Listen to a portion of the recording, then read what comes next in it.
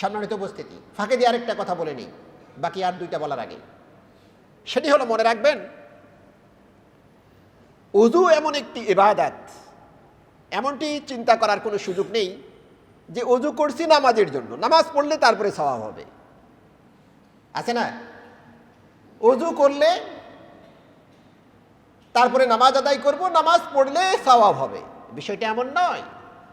বরং ওযু হচ্ছে ইন্ডিভিজুয়ালি স্বতন্ত্র স্বতন্ত্র একটা কমপ্লিট ইবাদত। সুবহানাল্লাহ। আমরা আস্তে আস্তে সামনের দিকে যাই।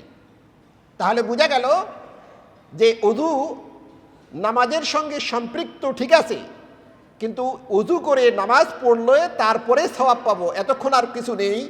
ইসলাম এমনভাবে আমাদেরকে, মুসলমানদেরকে ঠকায় না। আপনি খাতা কাটবেন, খাতার জন্য আলাদা টাকা পাবেন।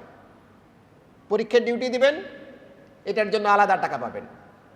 আবার এই কাজগুলি যে করতেছেন, চাকরি করতেছেন, এর জন্য আলাদা টাকা আছে না নাই? আছে।